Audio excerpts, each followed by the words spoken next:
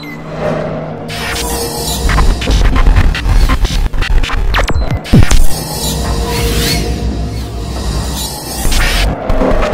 à toutes et à tous, très heureux de vous retrouver encore une fois. Nous allons continuer notre série de formations avec aujourd'hui la formation sur Canva. Canva qui est une plateforme de création graphique. Plateforme ou un outil, c'est comme vous voulez. Plateforme parce que ça vous permet également de travailler de façon collaborative. Outil parce que ça vous permet justement de faire des créations graphiques. Donc c'est ce que nous verrons, nous allons voir dans cette première partie une présentation vraiment générale de l'interface et comment personnaliser les modèles proposés par Canva et puis comment créer finalement des visuels que nous-mêmes on veut, c'est-à-dire aller au-delà des modèles pour créer nous-mêmes nos propres visuels. Je vous propose donc de démarrer tout de suite avec la présentation de l'interface générale. Alors Canva nous est accessible via l'adresse canva.com. Canva.com que vous entrez a priori dans n'importe quel navigateur. Canva.com, donc nous tombons directement sur la première interface qui est l'interface de connexion et d'inscription. Nous aurons vraiment le temps d'explorer le menu d'en haut. On aura vraiment le temps de l'explorer. Mais nous allons nous contenter pour le moment de nous inscrire. Vous avez la possibilité de le faire via votre compte Facebook qui est déjà pré-créé, soit via un compte Google, ou vous inscrire directement en cliquant sur ce bouton. Créer le mail utile. Communication.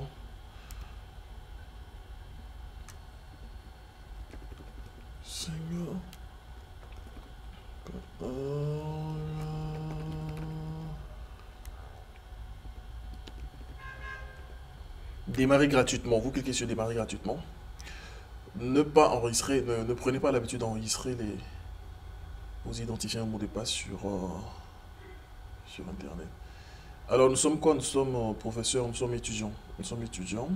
Comme je vous le disais, Canva est une plateforme d'interaction, une plateforme collaborative. Donc vous avez là dès le départ, lorsque vous vous inscrivez, vous avez la possibilité d'inviter d'autres personnes à collaborer avec vous. Mais nous allons ignorer cette étape pour le moment et nous y reviendrons. D'accord? Donc pour un début, vous choisissez ce que vous voulez. Enfin, vous cliquez n'importe où là, dans tout ce qui vous est proposé. Vous cliquez n'importe où, soit sur infographie ou affiche, parce que c'est conditionné en fait par... C'est conditionné pour la suite. Donc vous ne pouvez pas ignorer cette étape. Du coup, vous cliquez directement sur infographie. Là, c'est la plateforme de création, mais on n'en est pas encore là. Du coup, on revient à l'accueil. Vous avez là un menu en haut. On en reviendra. On aura vraiment le temps d'y revenir. Un autre menu à gauche. D'accord. Et un autre menu en haut à droite. Le menu en haut à droite, c'est... Vous avez un bouton qui vous permet de créer directement un design. C'est ce bouton qui va vous permettre d'avoir accès à la plateforme de création qu'on vient de voir et qu'on a ignoré. Donc là, c'est pour gérer votre compte, paramètres de compte. On en reviendra. Mais ce qui nous intéresse aujourd'hui, comme je vous le disais, c'est l'interface. C'est vous présenter l'interface principale et vous montrer comment créer rapidement des visuels ou personnaliser les modèles que Canva nous propose. Nous allons commencer par ça. Créer un design. Lorsque vous cliquez sur créer un design, vous avez plusieurs choix. Soit vous y allez directement par les modèles qui sont proposés, d'accord? Ou soit vous entrez vos dimensions, les dimensions de ce que vous voulez. Si votre visuel est aux dimensions de l'A4, c'est-à-dire 21 x 29,7 cm, vous pouvez entrer ça directement.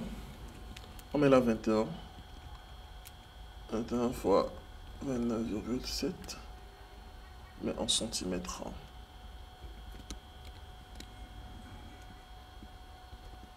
9,7. Et vous cliquez là sur créer un design. Vous avez maintenant accès à la plateforme de création. Je vous explique. Donc comme je l'ai dit, vous avez la possibilité là de commencer par là. Créer un design. Vous avez aussi le choix de commencer directement par les modèles. Mais ce que je vous conseille en fait, c'est de commencer par ici, créer un design. Soit vous entrez directement les dimensions de votre visuel, soit vous choisissez un modèle qui est déjà préfet, un modèle. Maintenant, ce qu'il faut retenir, c'est qu'en choisissant les dimensions, là j'ai mis du A4, Canva me propose automatiquement, Canva me propose des modèles aux dimensions A4 que je pourrais directement utiliser. On suppose que je mette quoi? On suppose que je mette, disons, Là, je mets du 10 sur 3 et voir ce que Canva nous propose. Voilà, le 10 sur 3, retenons que c'est quand même un format assez irrégulier, hein. Donc, Canva nous propose également des visuels aux dimensions 10 sur 3. D'accord. Donc, c'est comme je le disais, c'est vraiment un outil pour ne pas trop s'embêter, pour aller assez rapidement. Vous n'avez pas forcément besoin d'être graphiste pour l'utiliser. Assez intuitif. Pour cette première partie, on verra comment y aller très rapidement. Et puis après, on verra finalement comment casser avec tous ces modèles et créer ses propres visuels. Canva nous propose en fait 8000 modèles. Après, sur les 8000, il y a des modèles qui ne sont pas très plaisants. Donc, voilà en gros comment est-ce qu'il faut démarrer. Se connecter, créer un design. Vous cliquez sur créer un design, vous entrez directement vos dimensions et Canva vous propose des modèles préfaits en fonction des dimensions que vous avez préalablement entrées. Première méthode. Deuxième méthode, vous pouvez choisir directement. Tout dépend de ce que vous voulez, d'accord? On aura le temps de revenir sur les vidéos, la présentation, les infographies. Mais pour aujourd'hui, on va se concentrer sur les, vraiment sur les affiches, hein. Sur les affiches. Donc, les dimensions par défaut d'une affiche que Canva propose, on va voir ensemble. C'est également du A4. D'accord? Visiblement, c'est du A4. Là, c'est bon. Voilà. Là, c'est du A4. Voilà, il n'y a pas de différence. Là, ce sont nos dimensions qu'on a. Voilà. Là, sont nos dimensions. Et là, nous avons ce que Canva propose. Quand nous choisissons le modèle affiche. C'est prédéfini, donc c'est du A4 également. Du 21 cm x 29,7. Comme je le disais dans la première vidéo, toute plateforme ou tout logiciel de conception graphique a ce qu'on appelle l'espace de travail. Là, l'espace de travail de Canva, c'est tout ce qui va de ce dégradé, tout ce qui va de cette partie, de ce dégradé bleu ou violet, en passant par là, ici et là. Donc en gros, c'est toute l'interface là qui se fait voir actuellement. Ça, c'est l'espace de travail. La zone de travail se limite uniquement à ce rectangle blanc qui est au format A4. Alors là, nous sommes sur la plateforme. Alors, première astuce, ce qui est conseillé quand vous voulez démarrer une conception graphique, c'est de commencer par un draft. Et c'est une pratique ou c'est un exercice que vous faites sur papier. Vous dessinez un petit croquis, un croquis de ce que sera après votre visuel, avant de passer sur la plateforme de création graphique. D'accord? On a la plateforme, d'accord? Mais on commence d'abord par un croquis sur papier. On fait des brouillons. C'est une méthode de travail qui est vivement conseillée. Et cette méthode vous permet également de travailler de façon collaborative. C'est-à-dire avant de passer sur la plateforme de conception graphique, vous vous réunissez avec votre équipe et sur un bout de papier, vous essayez de dessiner directement ou de donner les grandes lignes. Là, directement, chacun pourra donner son avis et corriger avant même de passer sur la plateforme de création. Ça vous permet de gagner en temps et d'aller plus rapidement.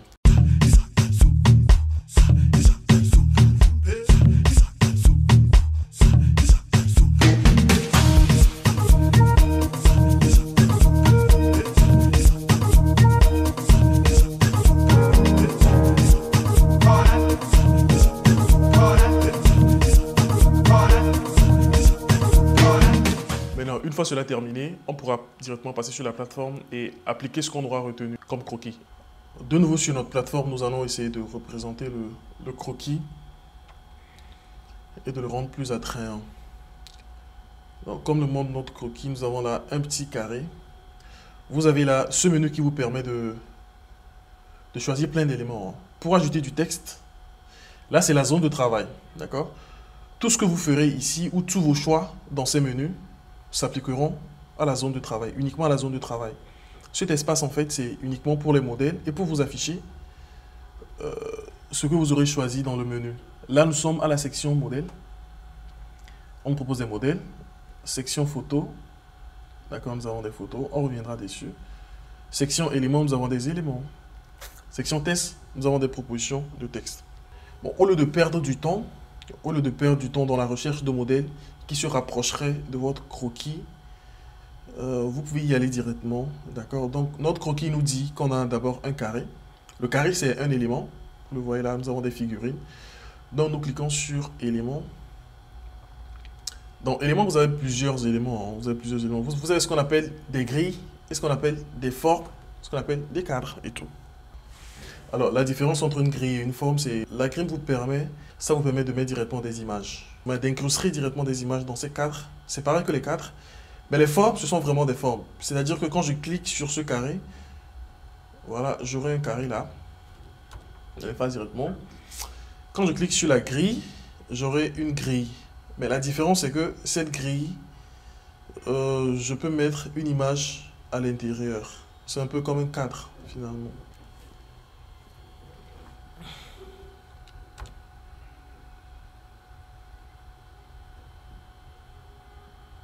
Alors, j'efface. Là, pour notre visuel, nous avons décidé de mettre une image bien en haut. Là, c'est la forme de la grille que Canva nous propose directement, mais nous pourrons la modifier en cliquant là. C'est juste par un clic. Hein. Modifier la grille, on maintient. Alors, pour déplacer un élément, vous maintenez la touche Shift pour déplacer un élément de façon rigoureuse. D'accord? Je vous montre un peu. Là, dans ce premier essai, j'appuie sur la touche Shift avec le clic. Hein. Shift-clic et je monte directement. Donc, l'élément bouge moins. L'élément bouge moins quand je fais ça. Shift et puis clic. Hein. Vous maintenez le clic et vous bougez la souris. Tout en maintenant Shift. Donc, l'élément bouge moins. Dans ce second essai, je désenfonce Shift et je monte directement le... Vous voyez, c'est pas très précis en fait. C'est pas très précis. Vous ne savez plus finalement. L'élément bouge trop. L'élément bouge finalement. Donc, pour garder cet alignement, il est conseillé d'appuyer Shift. Donc là, c'est ce que nous faisons. Nous appuyons Shift. Nous montons l'élément. Nous appuyons sur Shift. Nous montons notre élément. Que nous allons essayer de recadrer. Voilà. Selon notre croquis, l'image est censée prendre sous le haut de la fiche. Là, vous voyez que ça déborde un peu. Mais c'est comme je le disais en entrée. On pourra même l'étendre jusque là. Hein, mais ça dépend. Mais c'est uniquement cette zone qui sera visible à l'impression. Donc, c'est ce que nous faisons là. Maintenant, il nous faudra trouver une image à mettre là. Nous venons dans Photo, dans la banque d'images que Canva nous propose. Alors, Canva, vous avez d'abord la version gratuite. C'est ce que nous utilisons. Et vous avez une version pro. Donc c'est pareil. Que ce soit les modèles, les photos ou les formes, vous avez des propositions gratuites et puis des propositions qui vous sont payantes. Là, nous entrons dans la banque d'images que Canva propose. On va essayer de trouver une image en fonction de du thème de notre conférence. Et la Terre meurt, parlons-en. Alors, on peut chercher Terre. On cherche Terre là.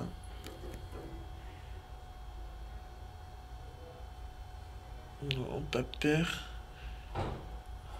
On tape Terre. Essayons de voir ça. Voilà. Voilà. Là, directement, vous maintenez l'image en question. L'image que vous aurez choisie, vous la maintenez. Et vous glissez directement. C'est ça le rôle d'un cadre, comme je vous l'ai expliqué. L'image prendra directement la forme du cadre. Donc, moi, je choisis de prendre ça pour représenter une terre qui meurt. Hein. Après, vous avez le choix. Ah, ou peut-être ça, finalement. D'accord. Je veux maintenant remplacer mon image que j'avais préalablement choisie. Je peux directement déposer une autre. Tac. Tac. Tac. Automatiquement. D'accord? C'est automatique. Mais je pense que nous allons finalement prendre cette image qui est plus significative. Voilà. Voilà un peu l'image que nous avons choisie aux dimensions de notre cadre. Là, il nous faut maintenant, selon notre croquis, il nous faudra ajouter du texte. On revient toujours là, dans cette section. Là, nous étions à la section modèle, photo, éléments où nous avons choisi le cadre. Et il nous faut maintenant ajouter du texte. Cliquons là, texte. Et vous avez là des propositions. D'accord? Vous avez des propositions. Tout va dépendre de votre goût. Et surtout de ce qui est tendance. Essayez de, en graphisme, en fait, ou en design, quand vous voulez concevoir une affiche ou un support de communication, essayez de voir ce qui se fait et ce qui est tendance. D'accord? Ou ce qui est tendance. À votre place, je ne prendrais pas ça. Ça, par exemple, c'est pas... Voilà. Ça, ce sont des propositions qui ne sont plus... Ou ce sont des... Ce sont des manières qui ne sont plus tendances. Hein. Quoique... En tout cas, moi, à votre place, je ne prendrais pas ça. On va plutôt prendre... on va plutôt prendre un texte... on va plutôt prendre ceci. J'efface, hein. Tac. En un seul clic, hein, il vous suffit de cliquer, soit peut-être de glisser et de déposer. Vous avez la possibilité de glisser et de déposer.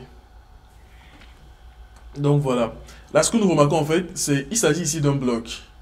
D'accord? Nous avons là une partie en haut et puis une autre partie en bas. Mais tout cela est groupé. Ils l'ont groupé. On peut choisir de modifier directement. Les éléments étant groupés, on peut choisir quand même de les modifier, tout en gardant le groupement. Donc là, nous mettons le titre. La Terre meurt. 3 points de suspension. Allez. Parlons-en. Parlons-en. Et là, en bas, nous mettons quoi? On décide de mettre une conférence de... Et là, en bas, nous mettons une conférence de... Une conférence de Didier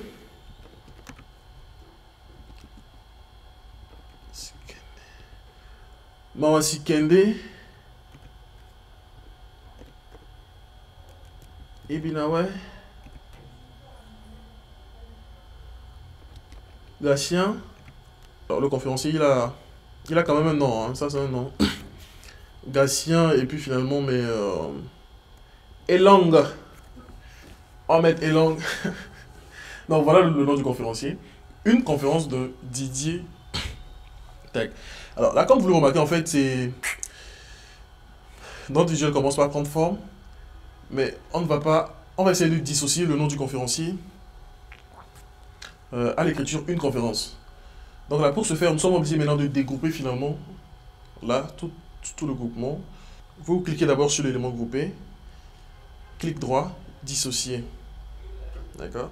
Maintenant que c'est dissocié, vous avez les deux éléments de façon distincte. On pourra maintenant détacher. D'accord? On revient là, juste à la ligne. Et sélectionne ça. Alors, là, vous avez le choix de la taille de police. Là, on essaie d'augmenter la taille de la police. Alors, tout ce qui change en fait dans le bloc, c'est ce que j'ai mis en surbrillance là. C'est le nom du conférencier. On va finalement peut-être le mettre là, comme ça. On va changer de police. On parlait de police dans les 5 règles du graphisme. Là, vous avez une panoplie de police. Voilà, là, vous avez une panoplie de police. Mais vous n'êtes pas obligé d'utiliser 3 polices. On va faire court. On prend une seule police. Montserrat. Montserrat, en fait, c'est la police par défaut de l'université Senghor. C'est la police que nous utilisons à l'université Senghor. On prend Montserrat. On veut changer la police à tous les blocs. On les sélectionne. Là, sur un clic, je maintiens, je glisse. Là, je sélectionne tout. C'est pareil pour tout élément que vous désirez sélectionner dans la zone de travail. Vous venez là d'abord à l'extérieur, vous faites un clic et vous balayez l'ensemble. D'accord, là j'ai tout sélectionné. Maintenant, on veut sélectionner uniquement que les tests. Je viens à l'extérieur, sur un clic, je sélectionne uniquement que les tests. Modifier la police de l'ensemble finalement, Montserrat. Alors, là, il se pose un petit problème parce que si je choisis ça par exemple, alors je choisis Montserrat Extra Bold. Là, ce sont les familles. Hein. Là, ce sont les familles. On va rester dans la même... on va prendre une seule police et jouer sur les variantes. Mais si je fais ça, c'est l'ensemble qui passera en Extra Bold. Voilà. Là, c'est l'ensemble qui est passé à l'Extra Bold. Mais c'est pas ce que nous voulons. D'accord? On annule. CTRL Z. On met le titre en Extra Bold. Montserrat Extra Bold. D'accord? Le titre uniquement, il est en extra bold. On va peut-être le mettre sur 2 lignes. Ok. Là, c'est automatique, hein. Je maintiens et puis je glisse. Je maintiens et puis je glisse. Le texte prend directement la forme du rectangle.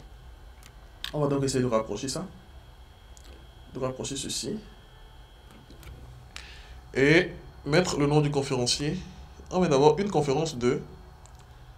On met une conférence 2 en... On dira classique. Non, un peu trop prononcé à mon goût. Voilà, on va mettre ça en montirant tout court.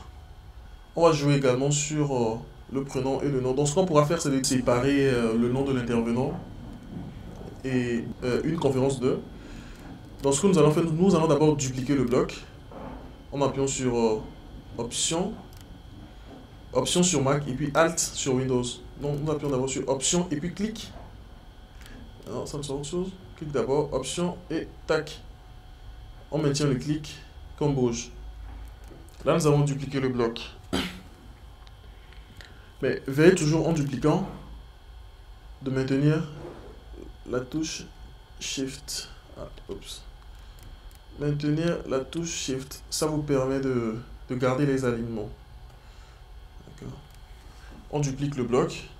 Dans le premier bloc, on efface le nom. D'accord. On pourrait décider d'effacer le nom de l'intervenant. Et dans le second, on efface une conférence 2. On remonte le tout. Là, il fait supprimer. Hein. Maintenant, nous avons dissocié les blocs. Nous avons maintenant 3 blocs. Le bloc du titre, une conférence 2. Et puis, le nom du conférencier. Pour le nom du conférencier, ce que nous allons faire, nous allons réduire la taille du nom. Je pense qu'il est un peu trop.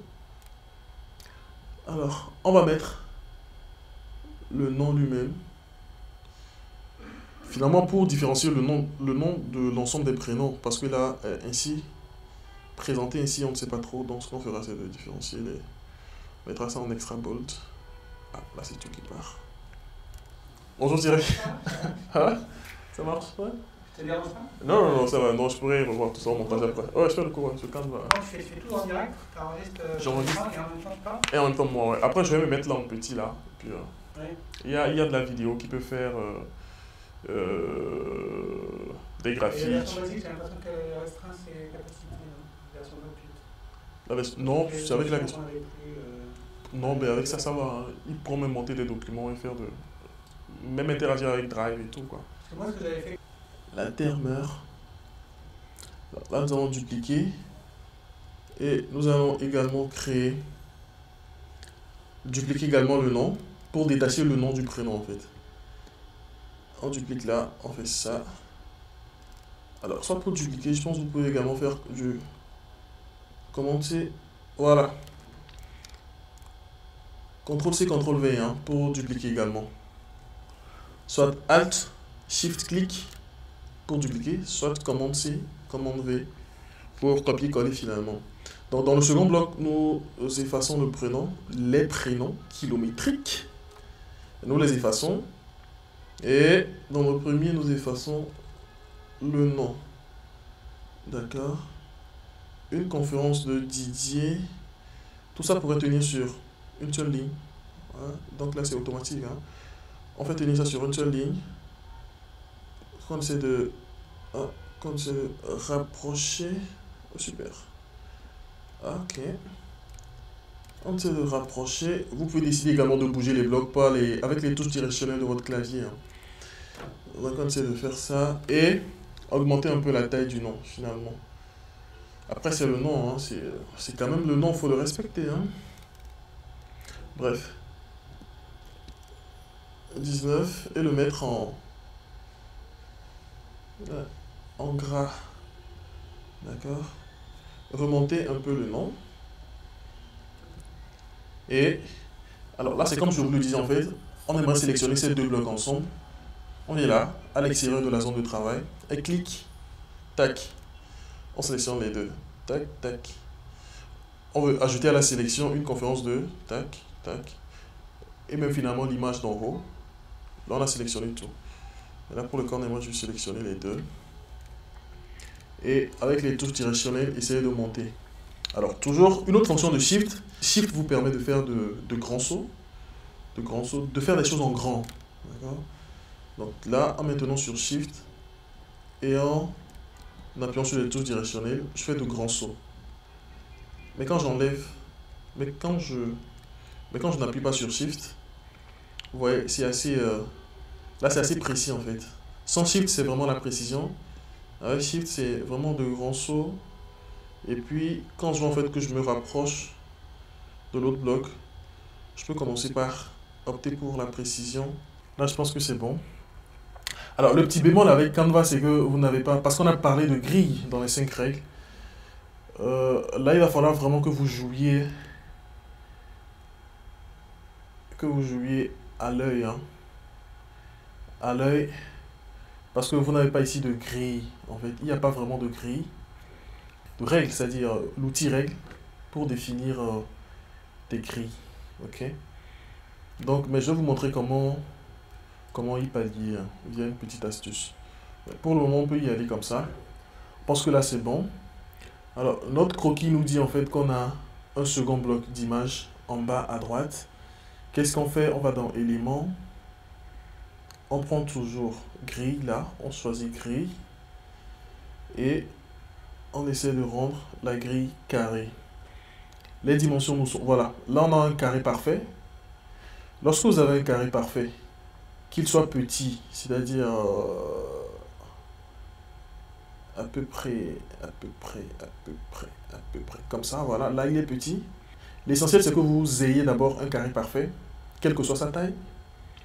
Maintenant, après, si je décide maintenant d'agrandir, si je veux maintenant agrandir ce bloc, cette grille, de façon proportionnelle, il faut que je maintienne la touche Shift.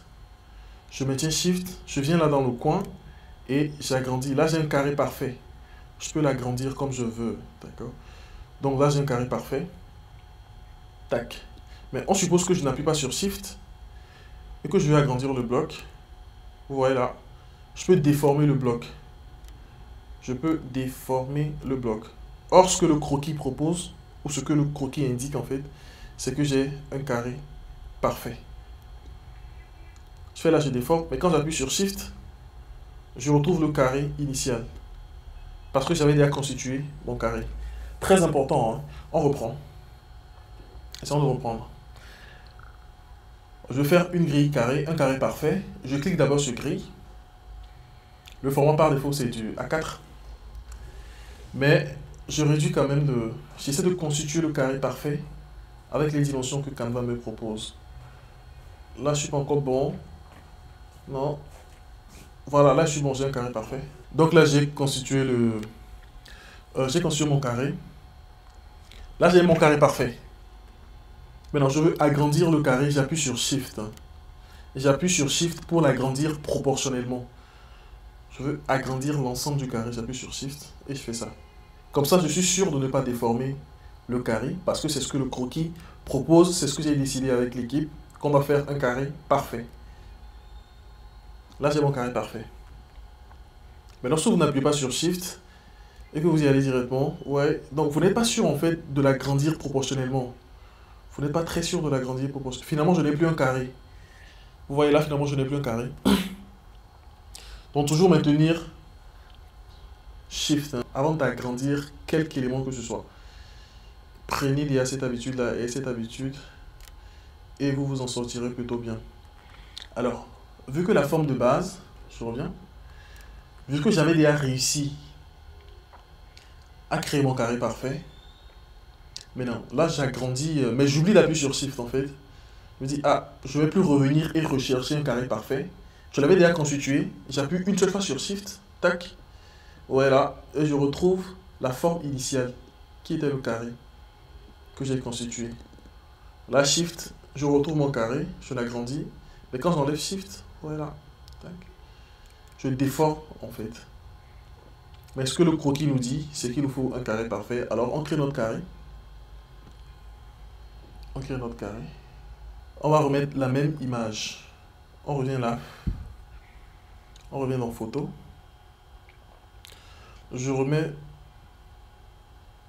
voilà, je remets la même image là. Tout ça sera finalement pour des questions de goût, hein, vous savez. Je remets finalement la même image là. Je réduis un peu le carré, Shift, pour ne pas déformer. Sinon, je déforme. Voilà. Shift, ne pas déformer, je réduis. Maintenant, je dois mettre le jour et puis les autres informations. Pas trop de texte, hein. N'oubliez pas la première règle. Pas trop de texte.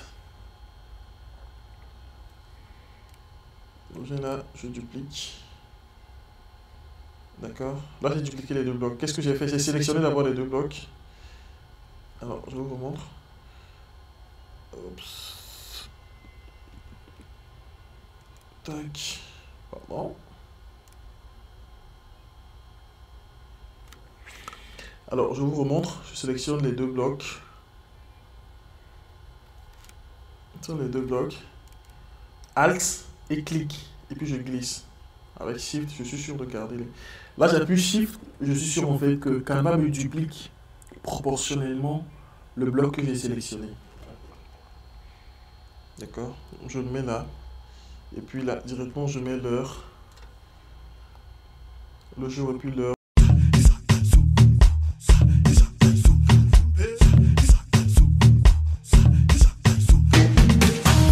On suppose que ce bloc est là. Ok? Quand vous le déplacez et que vous le rapprochez, voilà. Il y a ce que nous appelons le magnétisme. Donc, arrivé là directement, Canva vous propose,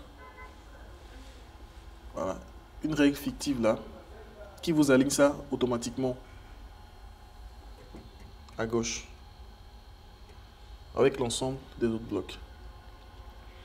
Donc, on pourrait faire pareil avec Contact et tac. Arrivé là, on est sûr que c'est parfaitement aligné à gauche. Je vais finalement descendre ça. Ok, comme ça. Maintenant, l'autre astuce, c'est quoi? On suppose que le bloc est là et que celui-là également, il est là et que le bloc du nom également, il est là. Et on aimerait aligner tous ces blocs, tous les trois blocs, on aimerait les aligner là, c'est-à-dire avec le bloc principal mais à gauche, avec le bloc du titre. D'accord? Ce qu'on fait, c'est on fait tac, on sélectionne l'ensemble, y compris le bloc avec lequel on désire faire l'alignement. Dans la position gauche, aligner les éléments alignés à gauche. Là, j'ai un alignement parfait. Je vous explique. Mais il faut que le bloc sur lequel vous désirez aligner les autres blocs soit là, en fait. Il faut qu'il déborde. En fait, il faut qu'il dépasse tous les autres blocs.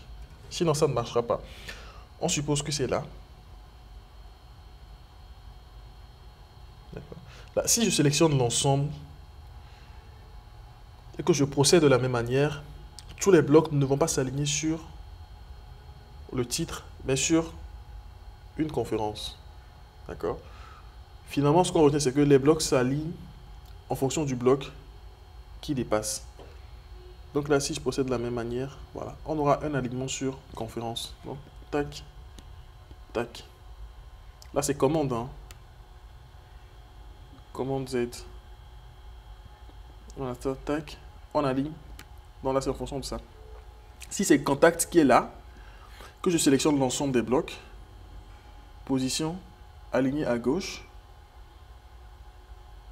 Donc, ça va s'aligner en fait sur contact. Alors, on essaie de faire ça. On suppose que les blocs sont ainsi. Alors, on va un peu dégager tout ça là. Voilà, c'est pareil, c'est pour vous montrer en fait. Je prends juste les deux blocs. Je prends juste ces deux blocs. Et j'aimerais finalement aligner le bloc des contacts à le bloc du nom. Donc, je sélectionne les deux blocs. Je vais toujours dans position. Si je fais aligner à gauche, les deux blocs vont s'aligner sur contact. Ça, c'est ce qu'on a vu. Mais si je fais aligner en haut, le bloc du nom du conférencier va s'aligner sur le bloc contact, mais en haut. Tac. D'accord. CTRL Z. Tac. Gauche, il va s'aligner sur... Tac. Donc en gros, en fait, tout s'aligne sur le bloc qui dépasse. Là, le bloc qui dépasse, en fait, c'est le bloc contact. Donc si je fais haut, conférence monte et non contact. Bon, on suppose que conférence est en haut. Je fais ça. Je fais aligner en haut. Là, c'est contact qui va monter. Ouais. Maintenant, on fait le contraire. Aligner en bas. Qu'est-ce qui déborde? C'est contact qui déborde. Donc là, c'est conférence qui descend. Tac. Voilà un peu. Là, si je fais centrer, c'est... Voilà. Au milieu. Mais c'est pas ce qu'on veut. D'accord? On aimerait aligner. On pourra peut-être utiliser centrer dans certains cas. Mais c'est pas ce qu'on veut. Voilà. Donc, tout ça pour vous montrer comment... Parce qu'on parlait de grille, on parlait de symétrie. Vous aurez surtout besoin de cette technique-là pour garder la symétrie et les alignements dans vos supports de communication.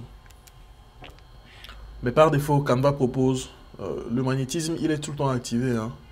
Le magnétisme, il est tout le temps activé. C'est ce qui va vous permettre de, voilà, de coller les éléments, de sentir en fait que les éléments collent. Là, c'est bon. Alors là, maintenant, on avance plutôt bien et nous allons mettre maintenant le logo de l'entreprise. Pour importer un élément, vous avez la possibilité sur Canva d'importer vos éléments.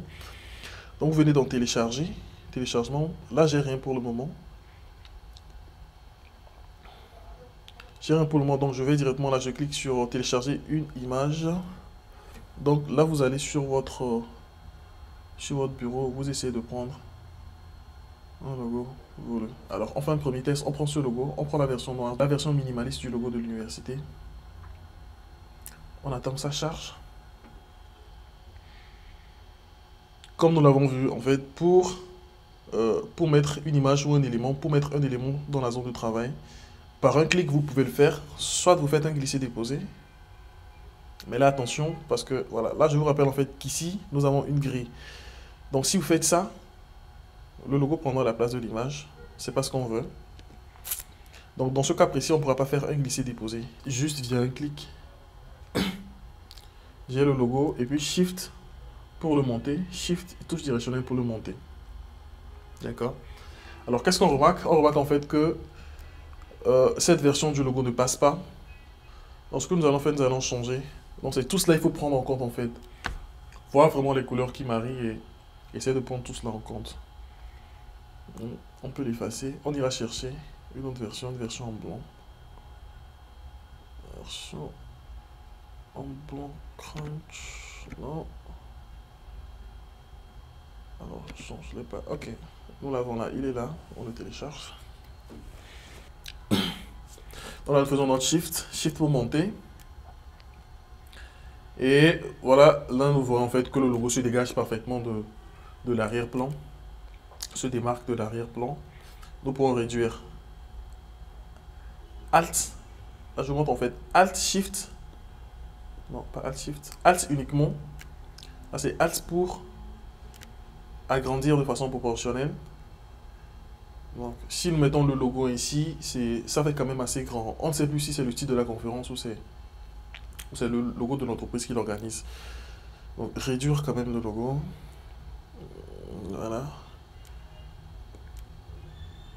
Comme ça.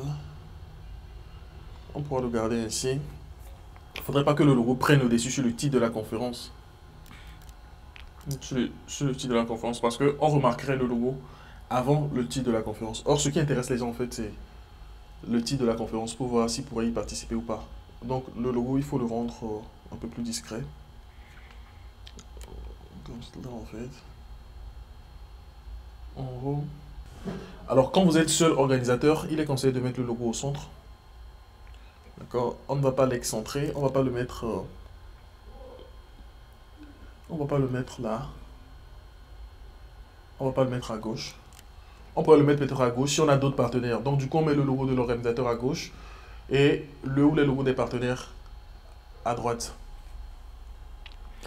Mais ce n'est pas le cas. Nous sommes seuls organisateurs, donc nous centrons le logo. Ou peut-être autre chose à faire, c'est de vérifier en fait qu'on a à peu près les mêmes marges. D'accord. Là, comment est-ce qu'on pourrait vérifier ça? Alors, ce qu'on pourrait faire, c'est de choisir peut-être finalement une forme. On aimerait voir en fait si on a la même marge à gauche, aussi bien à gauche, à droite, en haut qu'en bas. D'accord. Donc, vu qu'on n'a pas de grille, on n'a pas de règle, Canva ne nous en propose pas. Donc, comme astuce, on peut décider de prendre une forme, là, réduire la taille de la forme, réduire la taille de la forme, et voilà. Donc, là, avec ce rectangle, nous savons en fait que nous avons les dimensions de la marge d'en haut. Nous reprenons le même bloc que nous essayons de... Oups. Il faut vraiment faire attention. D'accord, attention de tourner parfaitement. Le coller vraiment là. Voilà, donc là, ce que nous remarquons en fait, c'est que le texte mérite d'être légèrement retiré. Ok.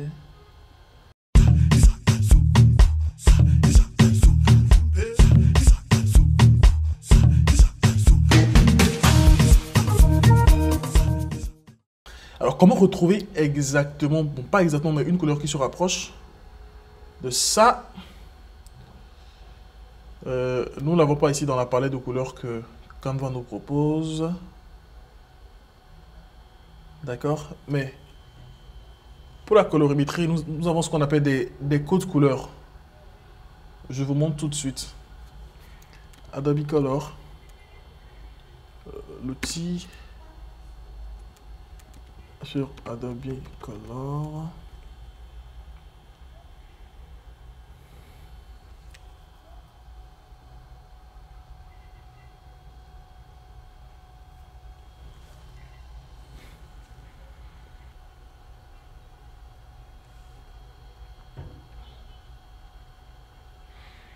Alors là, ce que je fais, déconnecte. Je fais l'effort de garder un peu pour voir directement, pour voir à peu près quelle couleur se rapproche. Plus simple.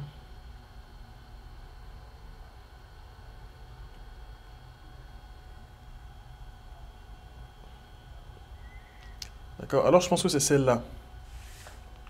Là, nous avons 1, 2, 3, 4, 5. 1, ça, c'est pour le jaune qui est là. Ça, c'est pour cette couleur. Et puis les autres, le bleu, il est là. Donc, en bas, nous avons ce qu'on appelle les codes couleurs. Ça, c'est le code couleur de ce jaune. On a peut-être une vingtaine de nuances de la couleur jaune uniquement. Donc, avec ce code, vous êtes sûr que vous entrez exactement cette couleur ou ce jaune précis. On prend d'abord une couleur qui se rapproche plus. Disons celle-là. Donc, je retiens là le code que je copie. Je copie le code. Et maintenant, sur Canva, je viens là, je colle. D'accord? Dès que je colle, la première proposition, un petit bug. Alors, couleur.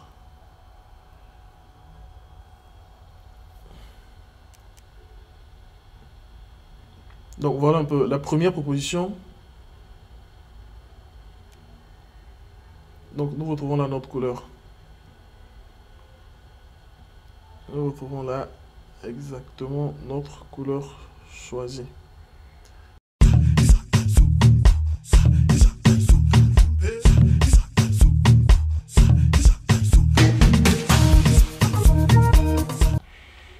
Alors une fois votre visuel terminé, l'exportation c'est là. Vous cliquez sur le bouton télécharger. Cliquez là, soit vous le téléchargez en PNG, en JPEG, en PDF. On verra après les formats vidéo et GIF. Là, nous choisissons de l'exporter en PDF. Télécharger.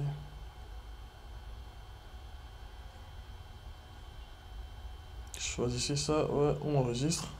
Téléchargement fini. On va retrouver le fichier.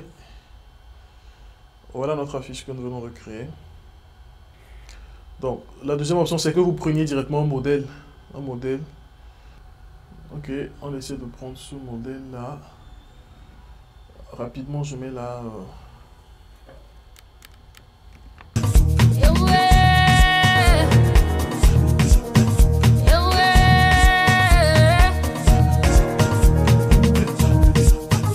Alors, si nous décidons de remplacer cette image, d'autant en fait que l'image en arrière-plan, c'est une grille. Donc, soit on vient dans notre banque d'images, choisir une photo,